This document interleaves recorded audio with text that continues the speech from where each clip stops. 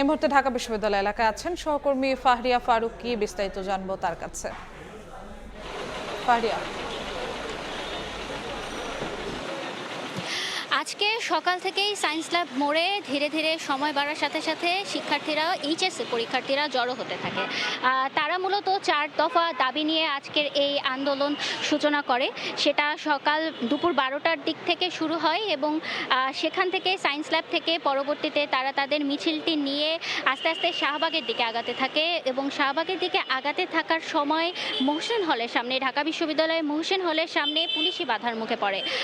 আমরা দেখতে পাচ্ছি এখন পরিস্থিতি এখানে অনেকটাই স্বাভাবিক, তবুও বেশ কিছু আন্দোলনকারী ছাত্র এখনও এই এলাকায় অবস্থান করছে। পাশাপাশি পুলিশই কিছুটা টহল এখনও এখানে বিরাজ করছে। মূলত তারা 4টা দাবি নিয়ে আজকের এই আন্দোলন সেটা চলমান রেখেছে এবং তারা একদিনের আলটিমেটাম দিয়েছে সরকারকে।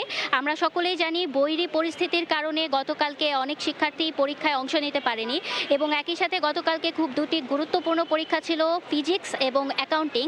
অনেক শিক্ষার্থী সেই দুটো পরীক্ষা দিতে পারেনি এবং দিলেও দেখা গেছে শেষ মুহূর্তে তারা পরীক্ষায় অংশ নিতে তাদের বেগ পেতে হয়েছে। তো তাদের দাবি মূলত এই যে পরীক্ষাগুলো স্থগিত করার যে দাবি, যতদিন না বৈরী আবহাওয়া ঠিক হবে ততদিন পর্যন্ত তারা চায় যে এই পরীক্ষা, এইচএসসি পরীক্ষা যেন স্থগিত হয় এবং একই সাথে তারা চায় যে এই যে পরীক্ষাগুলো শিক্ষার্থীরা দিতে পারেনি তাদের যেন আবার পুনরায় পরীক্ষা দেওয়ার সুযোগ দেওয়া হয়।